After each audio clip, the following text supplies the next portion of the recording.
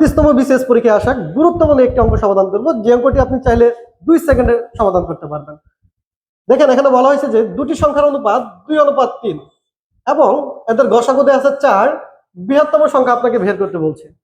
আচ্ছা লক্ষ্য করুন কি দেওয়া আছে, অনুপাত এবং গসাগু। যদি অনুপাত এবং গসাগু দেওয়া থাকে এবং বের করতে বলছে কি বৃহত্তম সংখ্যা, তাহলে খেয়াল করেন দেখেন অনুপাতের দিকে এখানে বৃহত্তম অনুপাত কোনটা, 2 এবং 3, এর মধ্যে বৃহত্তম অনুপাত হচ্ছে 3, আর বের করতে বলছে বৃহত্তম সংখ্যা।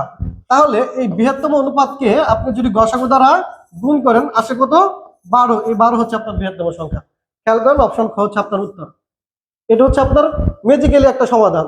তাহলে বিস্তারিত সমাধান কি, বেসিকটা কি, বেসিকটা আমি আপনাদের শিখাই দিই। দেখেন একটু বেসিক যদি আলোচনা করি এটার, তাহলে প্রথমে অনুপাত দেওয়া আছে, অনুপাতকে আপনি সংখ্যায় কনভার্ট করবেন।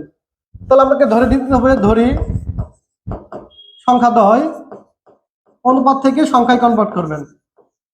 একটা হচ্ছে 2x এবং অপরটি হচ্ছে 3x। এখন এদের বের করবেন গসাগু, যেহেতু গসাগু মান দেওয়া আছে গসাগু বের করবেন। গসাগু মানে কি, শুধুমাত্র কমন।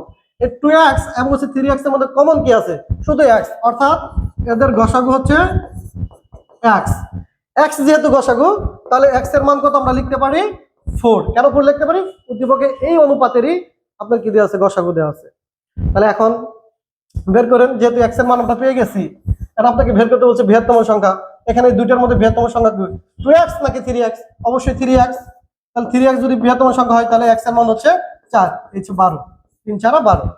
আশা করি বুঝতে পারছেন প্রিয় ভাই বোন। যদি বুঝে থাকেন তাহলে অবশ্যই এই টাইপের আরেকটা অঙ্ক আপনাকে করতে দিব।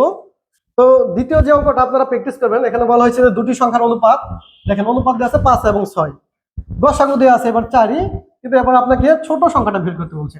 ছোট সংখ্যাটা কত, এটা সঠিক উত্তরটা একটু সবাই কমেন্ট করে কমেন্ট বক্সে উত্তরটা আমাকে জানিয়ে দিবেন।